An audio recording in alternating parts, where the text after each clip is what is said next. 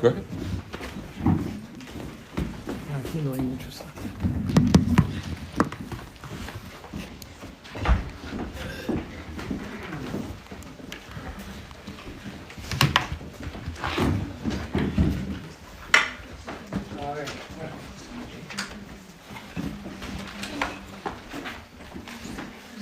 Buenos días. Bueno, gran privilegio de poder compartir esto. No me gusta ir como el último, pero tiene ventaja porque yo puedo tomar más tiempo. Andrés no me responde. Bueno, queremos hablar sobre el diluvio de Noé porque para mí es un tema, bueno, mi trasfondo es ciencias, era profesor de biología el siglo pasado, ya hace muchos años en el siglo pasado, pero que me encanta y claro, más y más estamos leyendo literatura que en vez de aclarar las cosas, o sea, más turbio, o sea, el asunto de Noé, y hoy día hay incluso creyentes, hombres con títulos en ciencia también, que están poniendo en duda cosas de la Biblia, el diluvio, la edad de la tierra, estas cosas que me preocupan, porque al final lo que están haciendo están dando más crédito a la ciencia que a la Biblia. Entonces, cuando abrimos la Biblia, dice en el principio Dios creó el mundo. Pues, si tú tienes fe en este versículo, nada más debe preocuparte por la Biblia, pero si vemos en el diluvio cosas que levantan preguntas y algunas cosas son sobrenaturales, intervención de Dios, como vamos a ver, pero al final podemos creer con toda confianza en lo que Dios nos dice. Y cuando hablamos de evidencias, simplemente hago la declaración ahora mismo que al final no estamos probando la Biblia por evidencias de ciencia, todo lo que podemos ver, andamos por fe, no por vista. Y hay una cosa en el mundo, lo que llamamos cosmovisión. Entendemos este término, ¿no? Eso es como tú ves el mundo, lo que crees del mundo, de todas las áreas, filosofías, pero cuando viene a ciencia, estás poniendo fe o en naturalismo, evolución o en lo que dice la palabra de Dios. Y nosotros, obviamente, aceptamos lo que dice la Biblia sin tener, dudas. Nuestra confianza está en ella. Y abrimos la Biblia en Génesis 6 para comentar, porque solamente quiero dejar algo de lo que es el relato, el narrativo del diluvio en nuestras mentes antes de empezar. Jueves por la noche hice la pregunta de versículos 1 al 4 sobre los hijos de Dios, las hijas del hombre, quiénes son. No sabemos, pero lo que pasó ahí, 1 al 7, tiene grandes implicaciones, porque al final, cuando Dios nos dice esto, dice que arrepintió de haber hecho al hombre y dice que va a destruir al hombre. ¿Por qué? Tiene que ver con lo que está pasando en estos versículos, porque no es simplemente que toda la imaginación del hombre fue malo, esto es gran parte, pero cuando termines de leer del diluvio y al final vuelve a repetirse que Dios ve esta maldad en el hombre. Isaías nos habla de cómo es el corazón del hombre. Entonces, hay algo ahí que no entendemos todo, pero tiene que ver con el por qué Dios decidió destruir todo, menos un hombre y su familia. Las cosas llegaron a ser tan malos. Y en mi Biblia, en inglés, tengo anotado que hasta dónde puede llegar la maldad. Y hay la generación antes que mí, y yo digo, ¿cómo es que puede ser peor? Bueno, en aquel entonces Noé quedó solo. Y esto no me cabe en la cabeza que era tan malo que Dios solo encontró un hombre de fe. Y no sabemos de su familia lo que creyeron, pero Dios habla de la fe de Noé y no de su familia en sí. Entonces, en Génesis capítulo 6, habla de las generaciones de Noé en versículo 10, y se corrompió la tierra delante de Dios y estaba la tierra llena de violencia. Y luego en versículo 14, Dios dice, hazte un arca de madera de gofer, harás aposentos en el arca y calafatarás con brea por dentro y por fuera. Y de esta manera la harás. Y da las dimensiones, detallado, madera, detalles de su construcción, pisos. Versículo 17, y aquí que yo traigo un diluvio de agua sobre la tierra para destruir toda carne. Versículo 18 habla del pacto que va a hacer con Noé, que viene después. Y versículo 22, y lo hizo así, Noé hizo conforme a todo lo que Dios le mandó. Lo hizo con... Bueno, no, pero Hebreos dice que por fe y también con temor lo hizo. O sea, Dios encontraba en Noé esta fe y esta piedad de temerle en el sentido de confianza y respeto. Entonces, Dios dice, versículo 7, versículo 1, capítulo 7, dijo luego Jehová a Noé, entra tú y toda tu casa en el arca, porque a ti he visto justo delante de mí en esta generación. La palabra generación se aparece en versículos a lo largo de hasta este punto, luego más adelante. Pero cuando ves esto, piensan que esto es narrativo que está indicando que la persona está poniendo hechos históricos, divisiones, generaciones.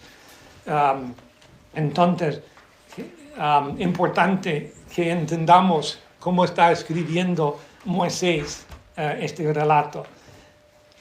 Versículo 4, porque pasados aún 7 días, yo haré llover sobre la tierra 40 días, 40 noches, raré sobre la faz de la tierra a todo ser viviente que hizo Noé conforme a todo lo que mandó Jehová. Entonces, versículo 6, 600 años, Noé tenía 600 años cuando esto empieza a ocurrir. Versículo 11, detalla el día, el año 600 de la vida de Noé, el mes segundo, a los 17 días del mes. Aquel día fueron rotas todas las fuentes del gran abismo y las cataratas de los cielos fueron abiertas. Un detalle un versículo que tiene un montón de preguntas y detalles que no sabemos, pero podemos especular, formar hipótesis, teorías que explicaría todo lo que está diciendo, que explicaría toda esta agua. Entonces viene el agua y sube hasta llega al arca, empieza a flotar y sobrepasa ¿qué? Las montañas. Los montes. Y hasta ¿cuántos?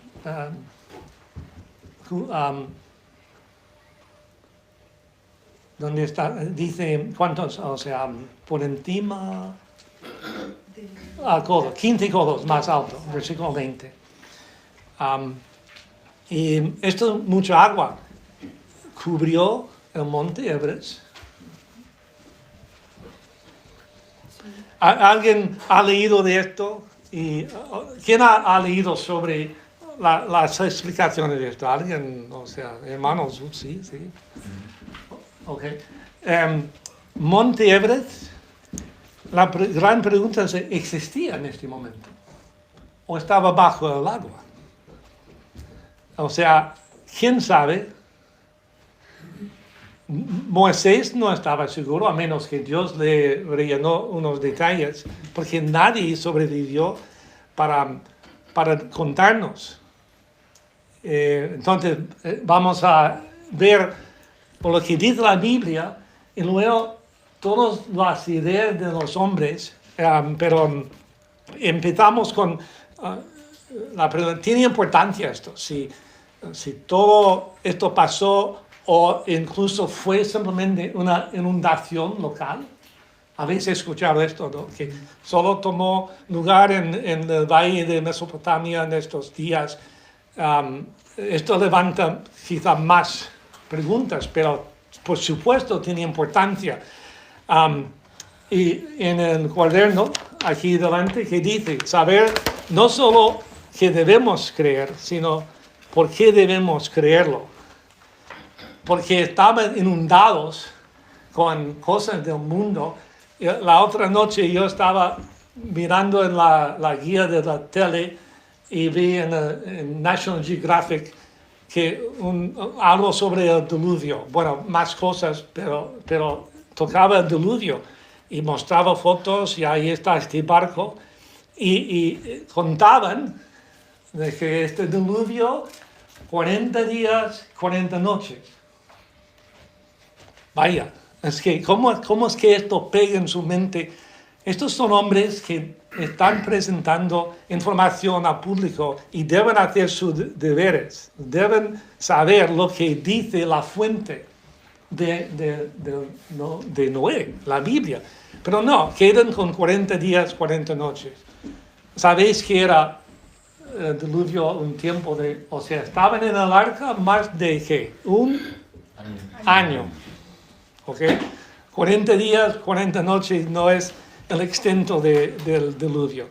Volveremos a esto. Pero ¿por qué Dios, quien es amor, juzgó al mundo, este es un espacio, de la manera tan dramática? Y Dios es santo y no puede ver la maldad, según Habacuc capítulo 1, que Dios no puede mirar esta maldad. Pero el hombre es malo, el pecado existía, pero llegamos a capítulo 6 y como decía, es mucho más allá de simplemente la maldad del hombre.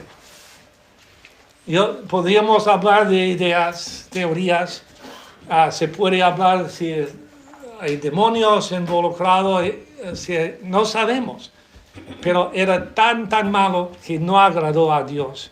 Y como estuvimos hablando, las condiciones del mundo que llevó a Dios a hacer esto. Que Dios dice, no puedo ver más.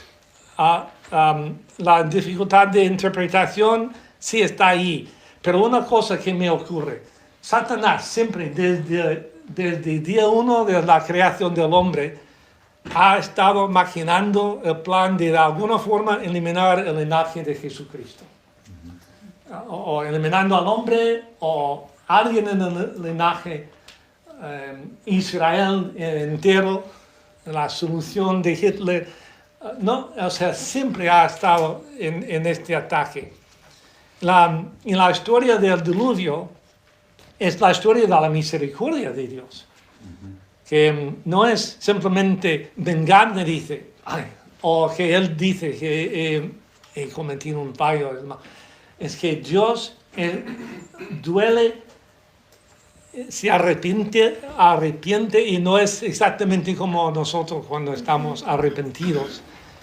Pero no vamos a entrar en esto. Simplemente es que Dios en misericordia tomó la iniciativa para parar esta ola de maldad que estaba creciendo hasta que Dios dice basta. Y, a ver. estaba mirando a ver si tengo este comentario. También me ocurre, si Dios no hubiera hecho esto, por la clase de maldad que es, iba a ser consecuencias, pero drásticas, muy malas. Entonces, en misericordia, tenemos que pensar, Dios eliminó al hombre para proteger al hombre. Entonces, esto es como siempre lo veo. El mundo no entiende este razonamiento, por supuesto, pero cuando entendemos Dios, su santidad y su plan eterno, pues sí.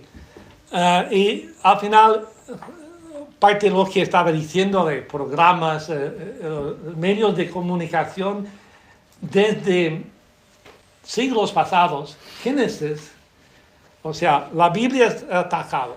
El hombre no cree, pone en duda, pero de la Biblia, el libro quizá más atacado es Génesis. Y los primeros 11 capítulos. Sin embargo, de ahí viene el cimiento de todo lo que creemos, ahí en estos primeros capítulos. Entonces, ¿es literal? Debemos entenderlo, por supuesto, imprescindible. Entonces, y estos eventos en los primeros capítulos no son reales, literales. ¿Qué hacemos con el resto de la vida? ¿Qué significa el resto de Génesis, el resto de la Biblia, las palabras de Cristo? Cuando Pablo habla de pecado, si Génesis 3 no es literal en todo el sentido, ¿qué hace esto con el pecado? Entonces, el pecado entró por Adán. Esto no está en los apuntes y o sea, es general, pero es para que veamos cómo tratamos estos asuntos, si la Biblia no es verídico. El juicio venidero, de 2 de Pedro, vamos a volver a tocar esto, y luego la segunda venida. Unos días antes de la crucifixión de Cristo, los discípulos que le preguntan, ¿qué serán las señales de tu venida? Y él empieza a hablar que, o sea, pestes, terremotos, estos son los comienzos del dolor. Y luego, cuando llegamos a versículos 36 y adelante, y dice, como en los días de Noé. ¿Qué está haciendo Cristo? Está diciendo, este es un hombre literal, este es un hombre que su historia allí es verdad y va a ser, esto se repite, pero de otra forma. En vez de agua, fuego para destrucción. Y, o sea, es muy importante. Y si es simbólico, todo lo que es el pecado y las cosas que pasaron, el juicio de Dios sobre el mundo, hasta donde tratamos la línea que de la cruz, es simbólico, no verdad, no literal. Porque hay muchas interpretaciones de esto, ¿no? Que se desmayó el Señor en la cruz, cosas así. Entonces, todo está en juego, hay mucho ataque, entonces la veracidad de la palabra está en juego. Bien, y ahora, entrando en esto, si a algún momento no me entiendes porque estoy chapurreando castellano y voy rápido, y también parte de esto, en verdad yo estaba leyendo cosas que nunca había investigado mucho sobre geología, aunque he enseñado lo básico como profesor, pero interpretar cómo es el movimiento de agua, estratos, cómo los geólogos leen estos estratos y dicen que el agua estaba corriendo así o que venía de otra, o sea, ¿cómo saben esto? Leyéndolo, o sea, no, interesante, pero no quiero dedicar mi vida a estudiarlo más. Pero debemos saber que otra vez vuelve a esto del cosmovisión del mundo, cómo veo el mundo y qué acepto de la Biblia o la ciencia. Entonces, recuerde esto, en evolución, cosas de origen de la vida y cosas del diluvio, leyendo lo que es el mensaje de la tierra, de las piedras, están viendo, o estamos todos viendo la misma cosa, ¿no? Aquí hay un fósil, aquí hay estratos. ¿Qué quieren decir? Pues este hombre dice, bueno, porque la tierra tiene miles de millones de años, es así. Porque Dios creó y hay estas cosas como catastrofismo, diluvios, cambia cómo vemos las cosas y hay otra explicación. Y ahí es donde ya esta parte viene a ser fe, pero no es fe ciega porque tenemos evidencias que sí apoyan lo que es la Biblia. Pero al final nunca vamos a poder decir definitivo. No hay dudas. Tú eres tonto, ojo, porque nuestro versículo lema dice que debemos estar preparados para dar defensa, pero con mansedumbre. Y nunca ridiculizar a personas. Yo veo mucho esto y no me gusta. Hay ministerios que lo tratan bien y con respecto a otras personas. Pero debemos entender que no llevan la tierra la posición más alta en el debate. Vemos la misma cosa. ¿Quién tiene razón? Pues ya un día vamos a regocijar que estuvimos confiando siempre en la verdad. Bien, bueno, y como digo, si hay preguntas, bien, no dudes en levantar la mano. Ahora, ¿qué objeciones ponen? Insuficiente agua para cubrir las montañas altas. Tocaremos esto más tarde, pero ¿alguien ha escuchado alguna vez de dónde vino toda esta agua? ¿O a dónde se fue toda el agua del diluvio? ¿Habéis escuchado esto? Sí. Porque esto es uno de los más grandes. No es posible que hubo suficiente agua para cubrir una montaña que está a miles y miles y miles y miles de metros por altura, como Monte Everest. 5 millas de altura. Pero vamos a decir que no hay problema, porque pensamos que ya no estaba allí cuando todo empezó y llegó al arca a su altura final, antes de que se fueran bajando las aguas. Falta de evidencia geológica. Como digo, esto es leer los estratos, ver fósiles, otra evidencia que sí existe, pero interpretarlo pensando fue causado por agua y mucha agua. 3, la historia deriva de mitos mesopotámicos anteriores sobre el diluvio, como el epopeya de Gilgamesh. ¿Habéis escuchado de Gilgamesh? ¿Cómo destaca esto? ¿Qué es el problema con esto? Dicen que Gilgamesh fue escrito antes o después de Moisés, ¿sabe? Se predata al relato bíblico. Conclusión, pues ocurrió primero. Bueno, esto es una falsa conclusión, como ya veremos. Las logísticas del arca, que cabía, ¿cómo cabían todos estos animales? Habéis escuchado esta duda, ¿no? Que no, imposible, porque hay tantos animales. Queremos contestar esto, si tiempo permite, si no, damos fuentes para poder investigar.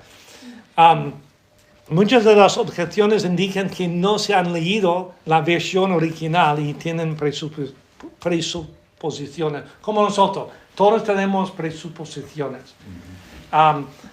Alguien dice, tú lees la Biblia, vas a la iglesia, ahí están lavándote el coco. Diles, pues, mira, cualquier enseñanza es doctrina y es lavar el coco. O sea, con qué estamos lavando el coco es la cosa. Y si no hay pruebas y es fe ciega, pues bien. Pero si podemos poner ahí cosas que indican que esto sí apoya lo que estamos creyendo, si tú no quieres aceptarlo, ese es un prejuicio tuyo que no va de acuerdo con el método científico. Yo enfrentaba al método científico y dice que vamos a investigar a cualquier posibilidad, seguir esto hasta donde se llegue, a ver si aplica y si hay algo de valor en esto.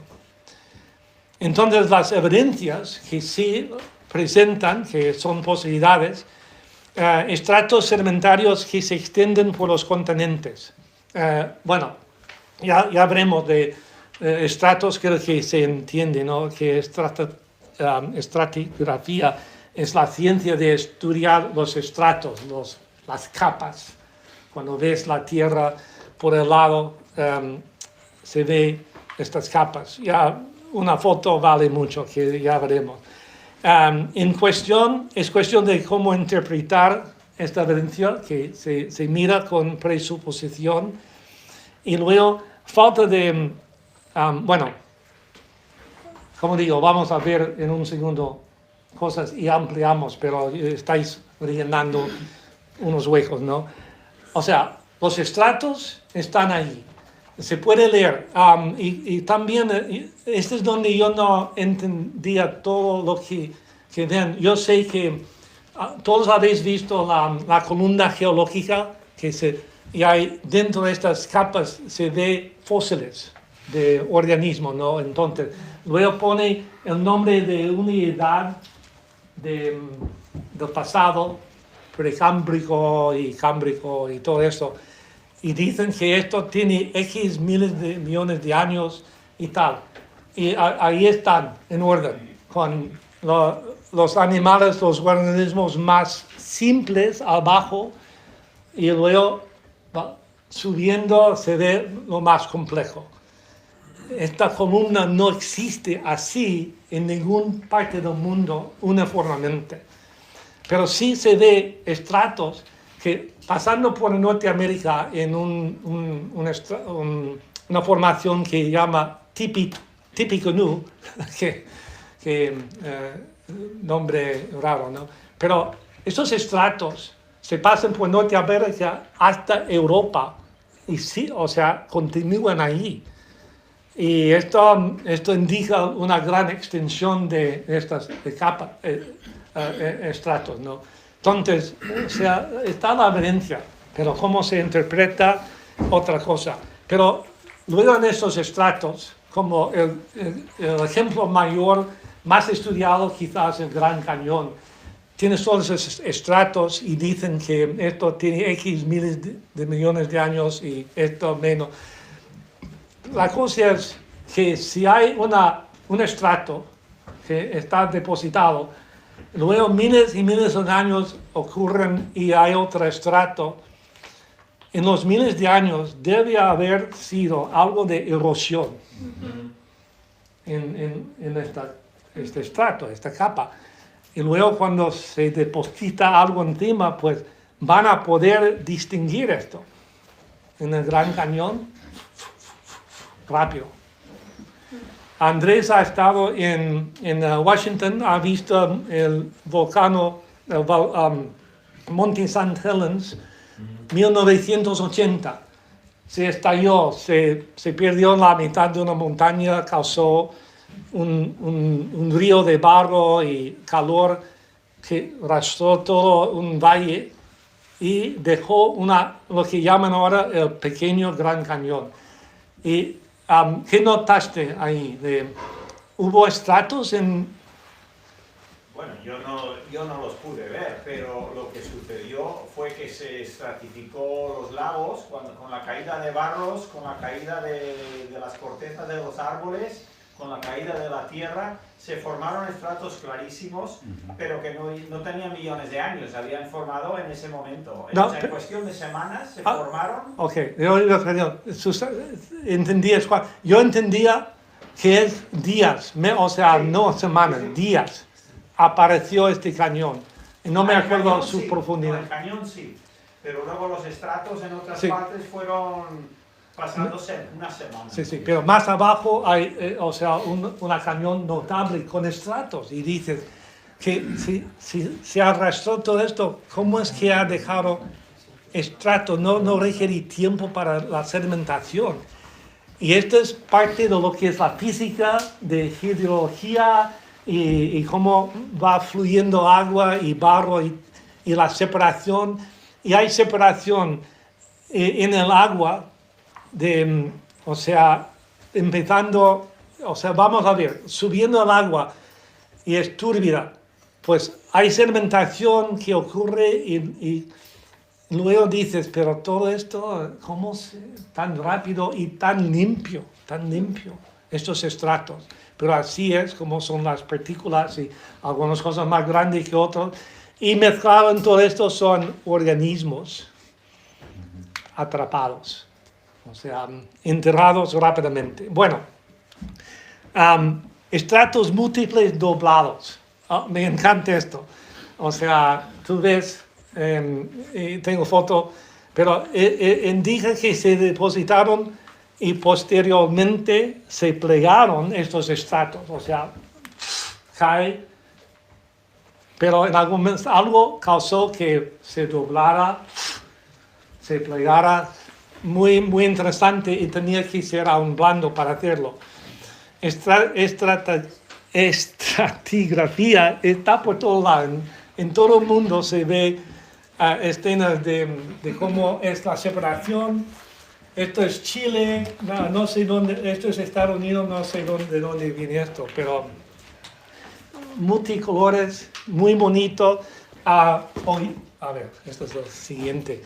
Ollane estaba en Perú hace años, sacó esta foto de la montaña de 7 colores, pero en China hay algo parecido. Pero estos, o sea, los estratos están así, Verticales. no horizontales. Esto es...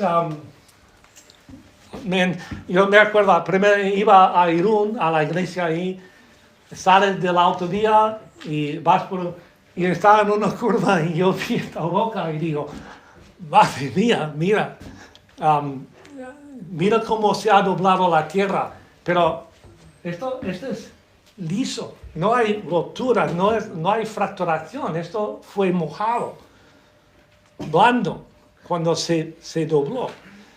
Y, o sea, ¿qué está involucrado? Cualquier hombre en el mundo, geólogo, va a decir, pues esto es el efecto de agua y admite de esto. Pero que fuese cosa universal, ahí traza la línea, la mayoría.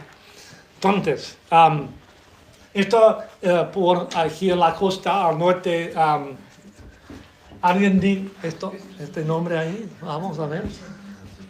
¿Cómo es el euskera? Vamos, a ver, dilo. Bueno, ahí hay una ermita, hay escalera que va arriba, centenares, no sé cuándo, muy, muy bonito. Pero estuvimos ahí, la familia, y más abajo, aquí manos y pies de Israel, que mira esta piedra, como una S. Y es maravilloso, y esto no habla nada más de que grandes poderes haciendo, o sea, doblando a esos estratos.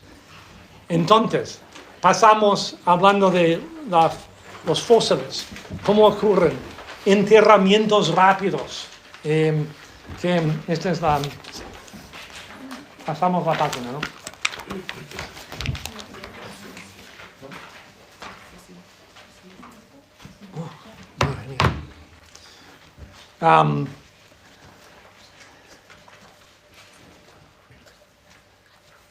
no hemos hablado, no vamos a hablar de la formación y todo de fósiles.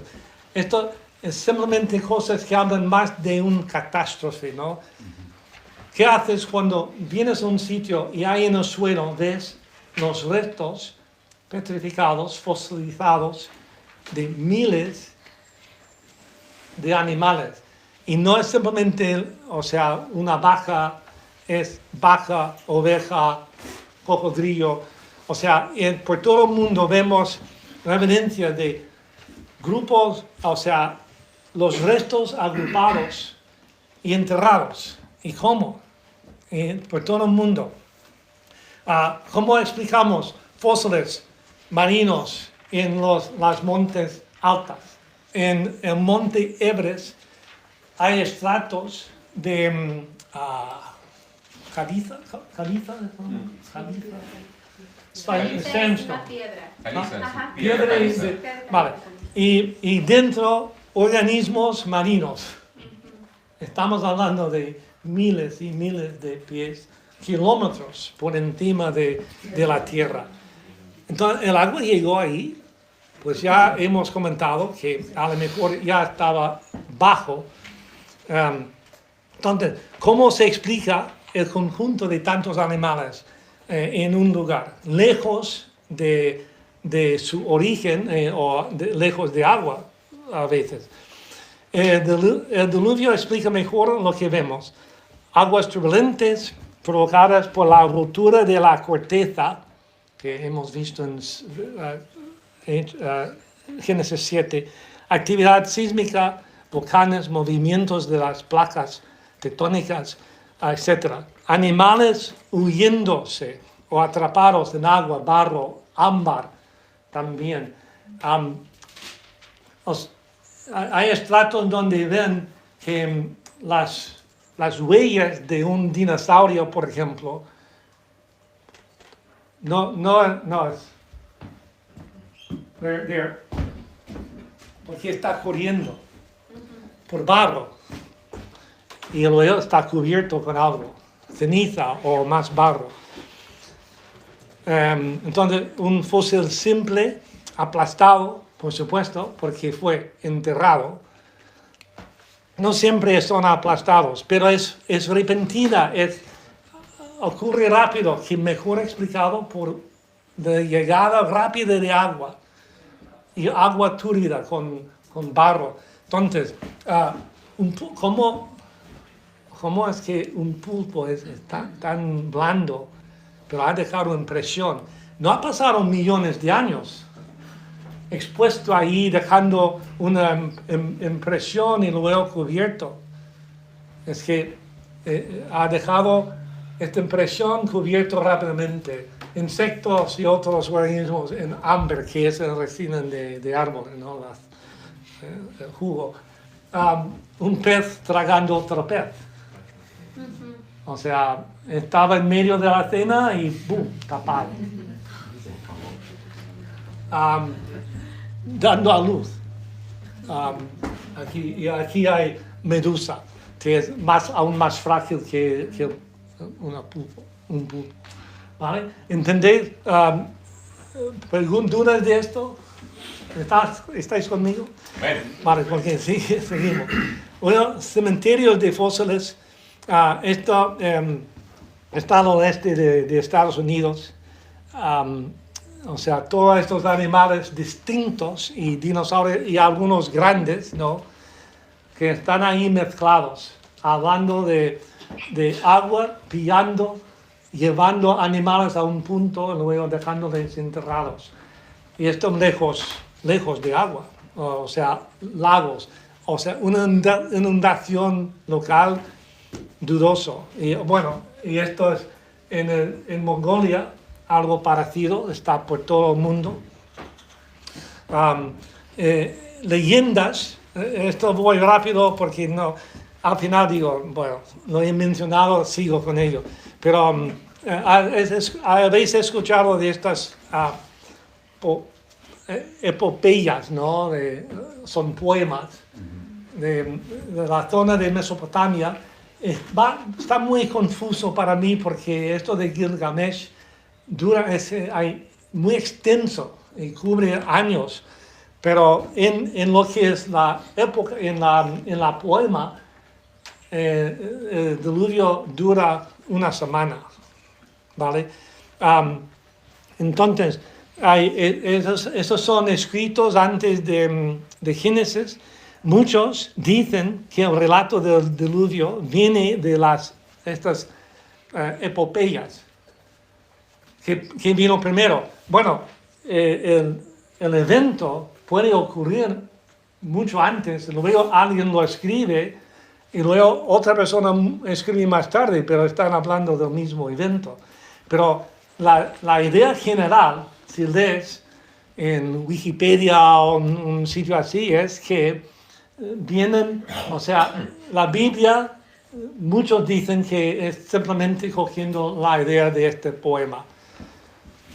O puede ser que tienen el mismo evento en mente, pero igual es leyenda lo que dice la Biblia, porque hay más de 200 de estas leyendas por todo el mundo.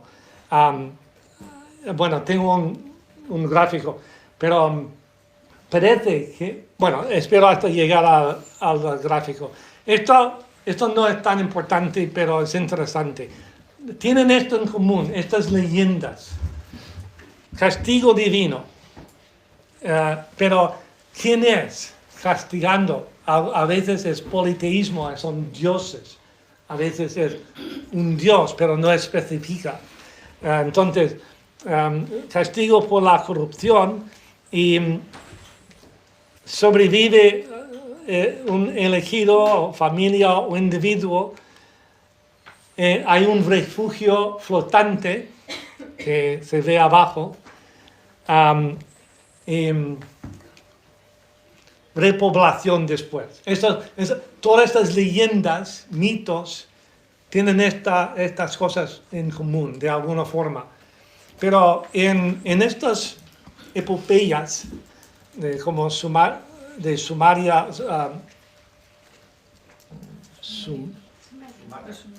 Sumaria, ¿no? No, Sumeria, eso. De esta zona de Mesopotamia, en dos, uno describe el arca es un cubo. Mira las dimensiones. Tú puedes imaginar cómo es que en un cubo tienes que estar en una aula, o sea, dentro y ahí atrapado.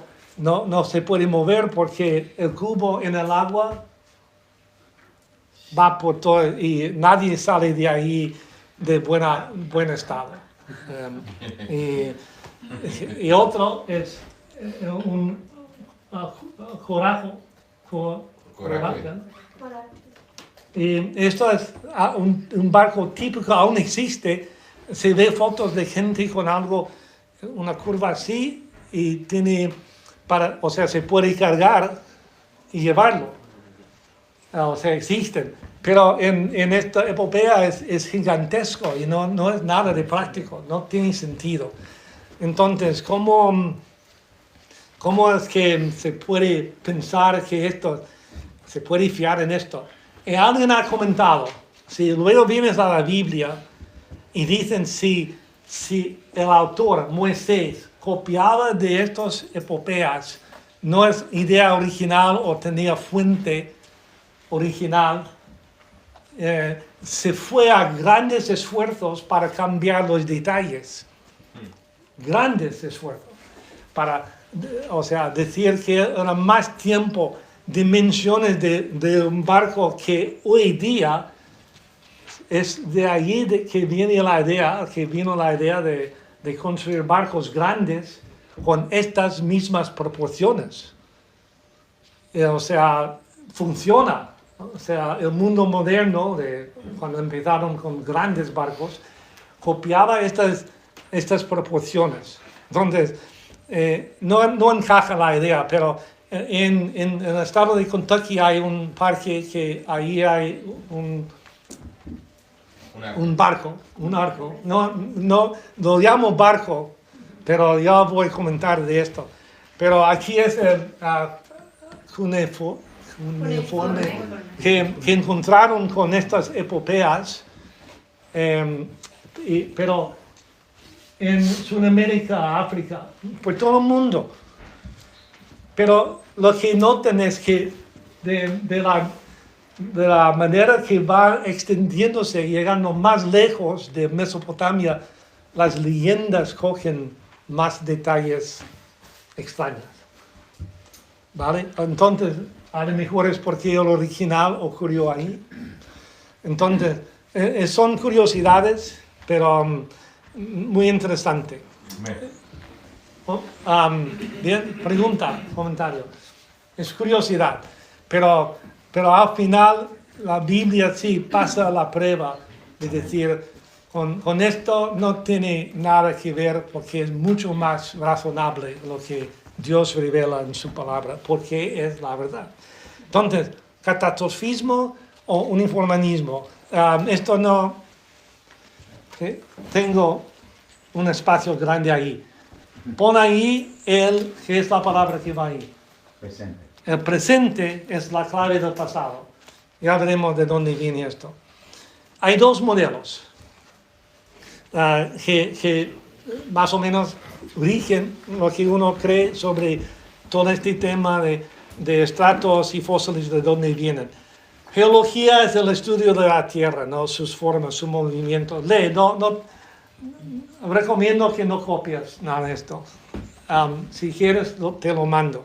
Pero a partir, antes de como 1830, dice, la mayoría de los hombres, científicos, teólogos, estaban con el relato de la Biblia.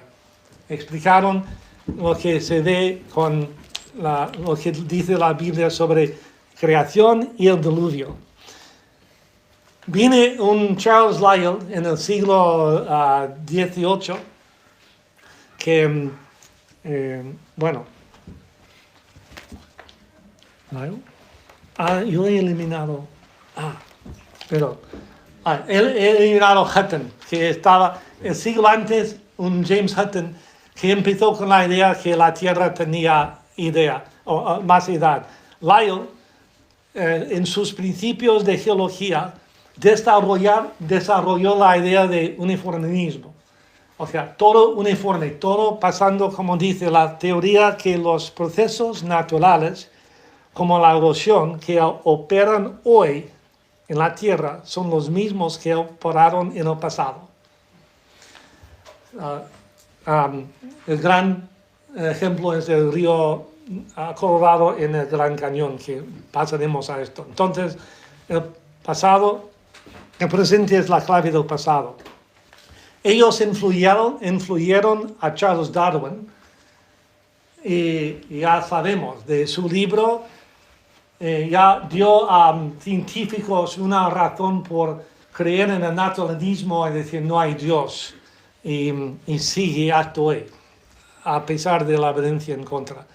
Entonces, la preposición de uniformismo es prevalente hoy día, rige en la ciencia, pero no es nuevo, porque Pedro dice en su segunda carta, y diciendo, ¿dónde está la promesa de su advenimiento?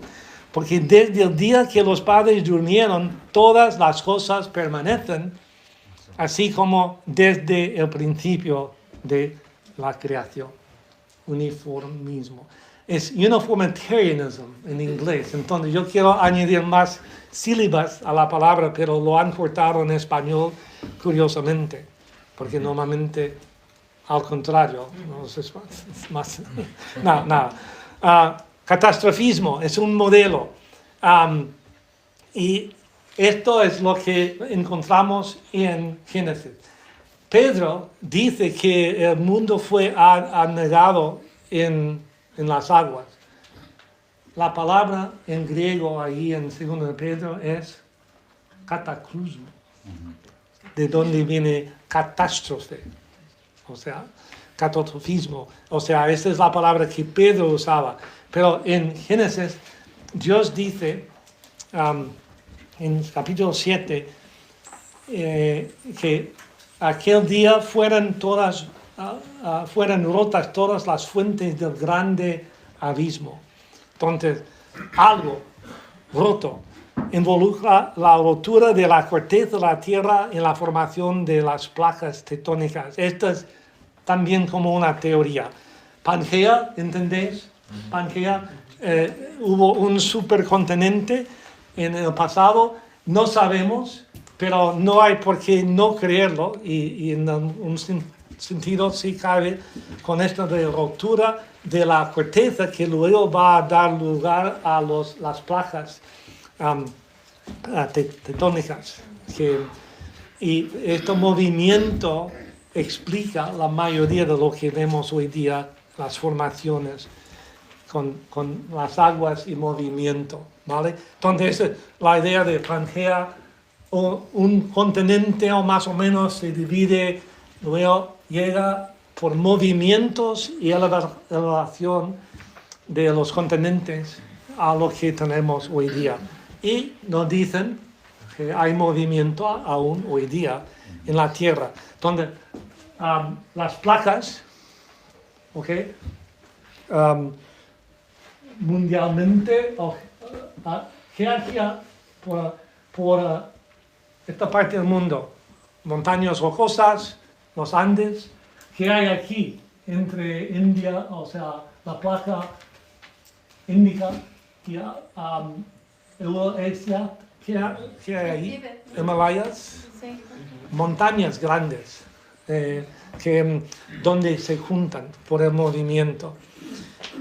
El río Colorado, si es uniformitarismo, este río que está ahí, que es grande, pero en miles de millones de años ha ido erosionando el lecho, ahí en el cañón abajo, ha ido cortando, cavando, creando este enorme cañón que es millas de ancho, en mucho tiempo, y un poco de agua, es mucha agua, pero es un río.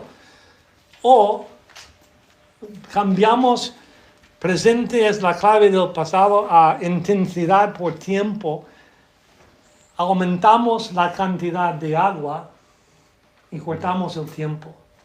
Agua del diluvio saliendo de la faz de la tierra, pasando por barro que ya está en estratos, llevando barro, formando este cañón tan enorme, que no en miles y miles de años, sino en como un año. Que, bueno, menos porque las aguas empezaron a descender. Las Himalayas, fósiles en las partes altas del mundo, Everest tiene 8.8 kilómetros de altura. La fosa de las Marianas es más grande que Everest, cabe aquí y cubierto. Hay montañas en el mar, en el océano, que es más grande que Everest, ¿vale? Pero si tú coges esto y podrías poner a nivel, poniendo un promedio de altura de la Tierra y una promedio de la profundidad del mar, promedio de la Tierra de altura sería 840 metros, que aquí Aranoix tiene 881, 2. 887, creo. Entonces, más o menos como esto, promedio. Y el mar es más profundo, unos 3.000, casi 9.000 metros de profundidad. Pero creemos que el mundo en la creación fue más o menos así, más uniforme. Cuando se rompe el abismo, esta es la corteza, se rompe y sale agua. Actividad de volcanes. No podemos imaginar lo que pasa con esto. En Japón, ¿cómo se llama esta ciudad? El centro nuclear que fue afectado, hubo tsunami.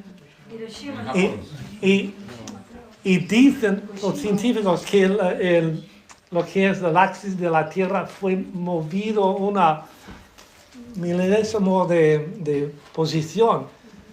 Pero creemos que el mundo fue movido como 23 grados a su posición de ángulo ahora, que en el tiempo antes del diluvio, temperaturas moderadas, hay evidencia de helechos en el Ártico, o sea, mucho más moderado, subtropical, por todo el mundo. Y ahora hay polos, con capas de hielo. ¿Cómo ocurrió esto? Pues el movimiento así lo explica. Y es tan interesante que la evidencia apoya lo que vemos en la palabra de Dios. Y es catastrofismo que explica todo esto. Estás de pie, ¿esto qué significa? Son las 12. Llevas una hora. ¿Ah? Que llevas una hora. Una hora, qué bien. Bueno, termino con esto. Dimensiones. ¿Cabía los animales en el arca? Pues, claro, tenía que caber porque Dios dice que trajo sobrenaturalmente los animales se fueron ahí. Dios estaba interviniendo. Él mandó. ¿Cómo se rompió la corteza de la tierra? No hay un mecanismo que conocemos ahora, pero Dios lo hizo. Entonces, creemos por fe esto. ¿Puedes imaginar? O sea, este es el barco. Yo tenía problemas cuando lo vi. Es como barco. Yo siempre pienso que es más caja. Esto fue añadido, hay una ala supuestamente para coger viento. Vale, bien, tienen derecho de creerlo, pero yo es mejor que esto. Okay. Esto es National Geographic, o sea, los expertos que dicen así fue, esta es su idea, que no han leído la Biblia, no saben nada. Y el tiempo que duró el diluvio y todo esto, 370 días, yo perdí ¿dónde está mi arca? Ahí está arriba. Yo lo veo más como una caja, mejor para construir, ¿no? Más fácil que añadir todos esos detalles, menos redondo, más estabilidad, pero como no sabemos, pero el tamaño del barco es impresionante. Mira adentro. Sitio para... Marlon está mirando a los 3 pisos. Ellos dejan la idea que luz entraba por arriba, por la ventana, pero como el patio de luz en un edificio, ¿no?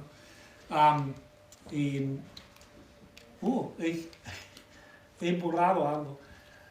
Sitio para almacenar todas cosas. El suelo no tan fino, quizá en el arca, pero, o sea, impresionante de tamaño. Y por supuesto, sitio para animales. ¿Qué es? O sea, jirafas, el dinosaurio. ¿Qué es el dinosaurio más grande? Bebé, sí. ¿Ah? Querías. No, pero el dinosaurio más grande por nombre. ¿Cuál es el más grande? Algo así, ¿no? Enorme. Pero ¿qué es el bebé? Okay. Un joven, pues esta es la idea. Joven, los animales más grandes, los jóvenes. Hibernación, o sea, entrando, algunos pasaron el tiempo en hibernación. Ardillas se duermen en los osos. O mareados. ¿Ah? Mareados. Estarían mareados también. Esto creía otro problema de... no me gusta el olor de esto, pero, en fin. Lo que está en juego, por supuesto, es la veracidad de la Biblia y el concepto de la gente y que tienen de lo que viene. Igual que Pedro dice, burladores existen hoy día ponen en duda toda la palabra, especialmente esto de juicio. Y Pedro dice que ignoraron voluntariamente lo que dice la Biblia. Y no podemos hacer esto. A ver.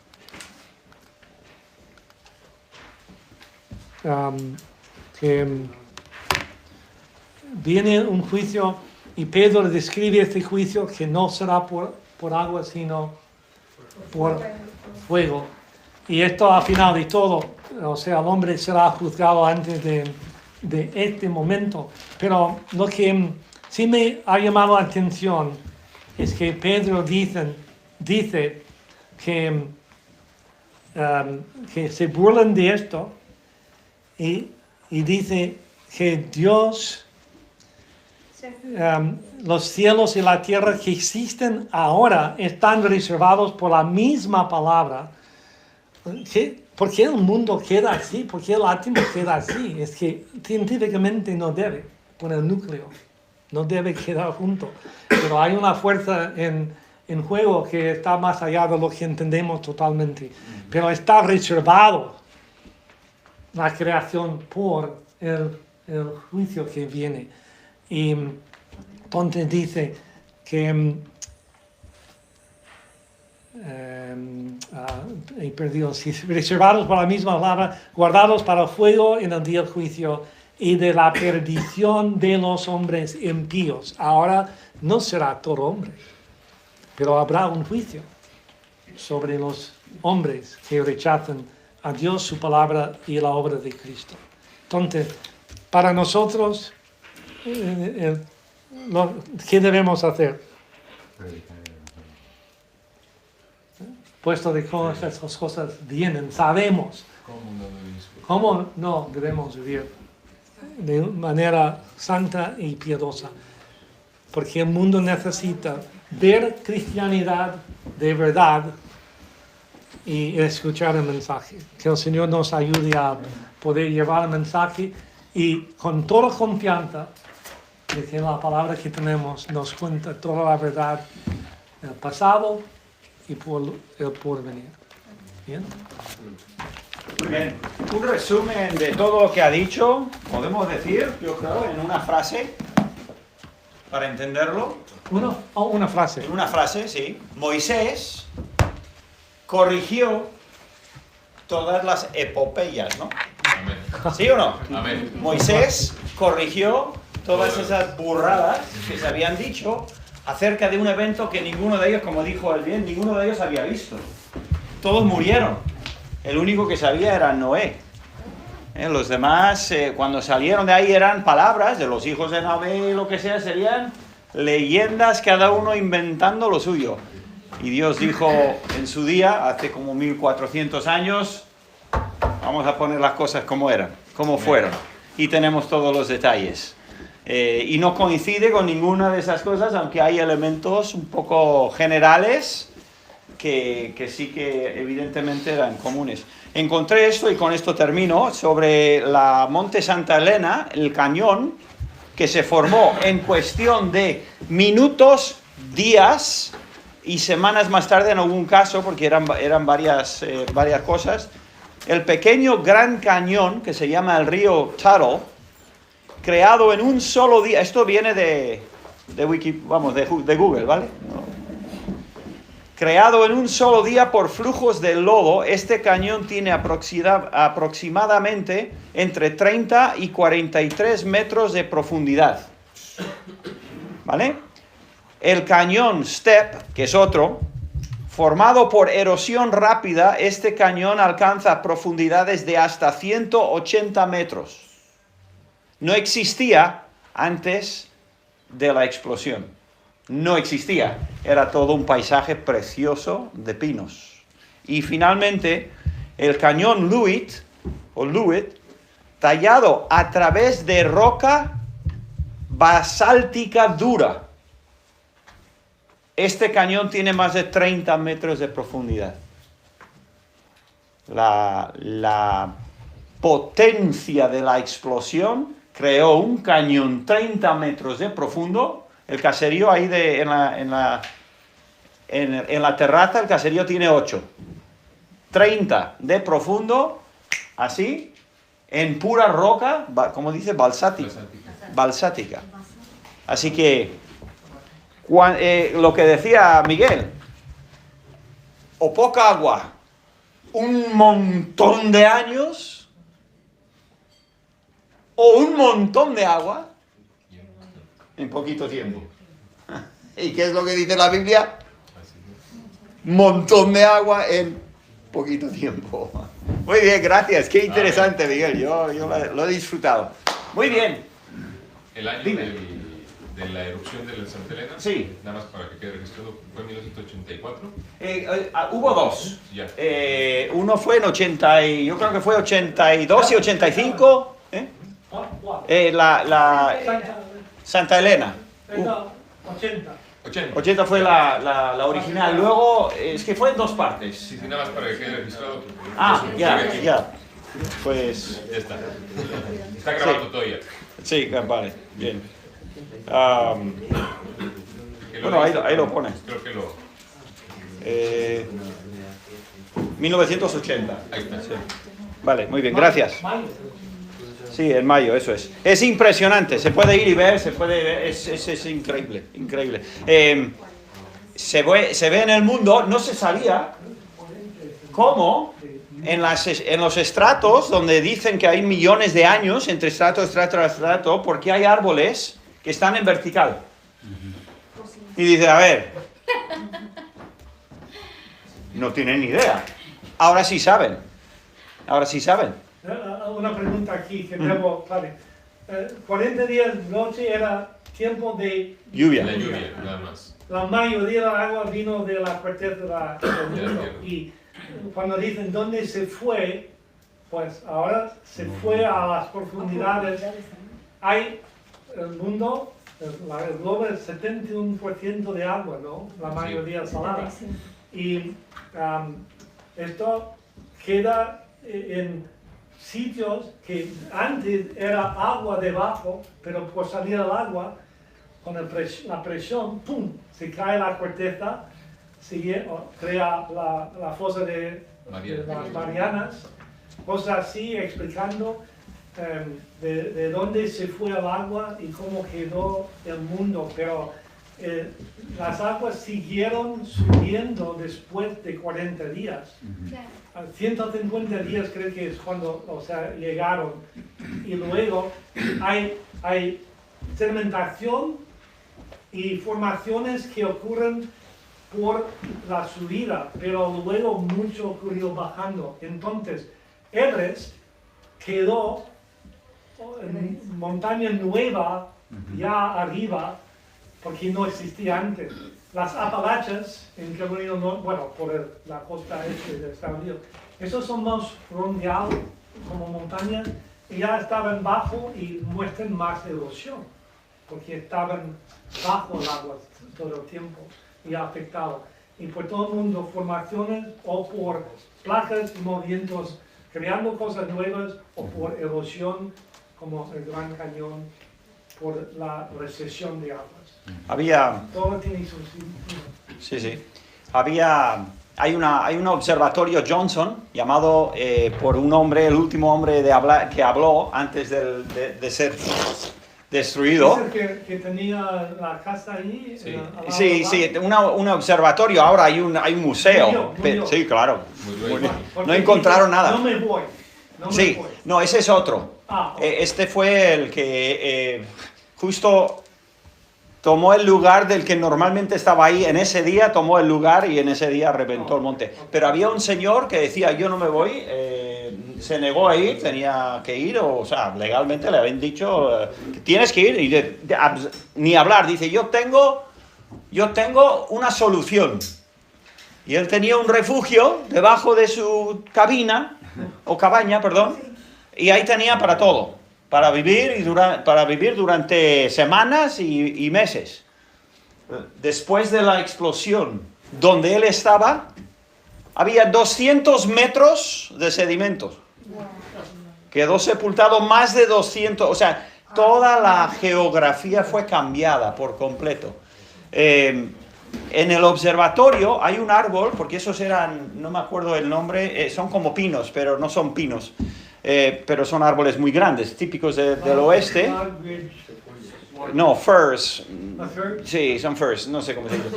Hay un árbol en el observatorio, en el museo, hay un árbol que tiene que ser por lo menos así de ancho. Digo un árbol. Es un tronco, las raíces están allí, el tronco, ¿tú sabes cómo se ve un palillo de 10, un palillo se llama? Sí. Un palillo cuando lo rompes, ¿cómo queda? Queda fracturado, ¿no? Astillado. Este árbol está astillado por completo, doblado en ángulo recto. 90 grados. 90 grados, astillado, dando a entender la potencia horizontal de la explosión. En cuestión de minutos, 10 millones de árboles volaron. Porque explotó, no para arriba, explotó lateralmente. Desde el observatorio puedes mirar al monte que está enfrente, hay un valle entero, está a no sé cuántos kilómetros. Todavía hoy, eso fue hace cuánto, casi 50 años, 45 años. Todavía hoy, el monte entero está completamente cubierto de lo que parecen flechas. Como si alguien hubiese echado miles y miles y miles de flechas. ¿Qué son? Son los árboles que volaron como flechas a kilómetros. Bueno, es impresionante. Y es un volcán relativamente pequeño. Dicen que hay uno bajo Yellowstone que abarca cientos de kilómetros. Así que mucha agua, poco tiempo. Y en este árbol espíritu. Sí. Eso es lo que iba a decir.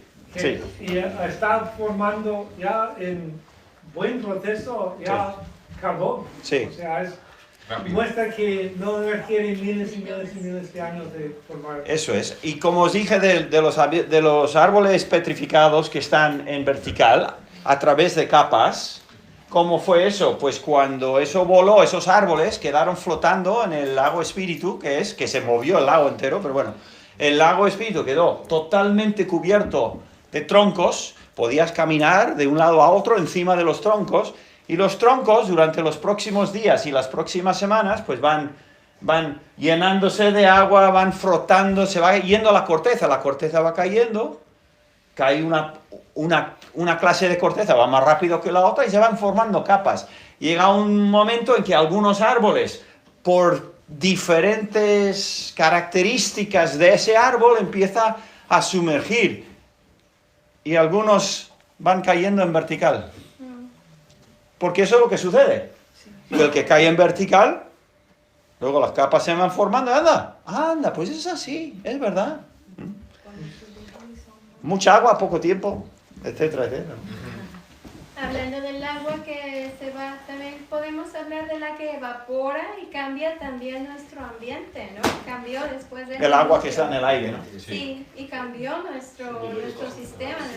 Bueno, o sea, el ambiente no sabemos, hay una teoría que hay que tener cuidado, que una bóveda de agua antes, y esto es lo que cayó, la cantidad se pone en la teoría, de verdad si esto cayera habría calentado demasiado la tierra. Entonces, no acepten toda esta idea, pero hubo algo en la atmósfera que cambió. Pero algo o sea, volcán lleva toneladas de agua también. Sí, claro, porque el volcán tenía hielo, todo era un glaciar. Ya. El glaciar vuela con calor y se convierte en... Y hay más agua aún debajo de la corteza, o sea, en estratos. Hay más agua abajo, dicen, que hay en las capas polares. O sea, si derretiera toda esta agua de los polos, sube el mar.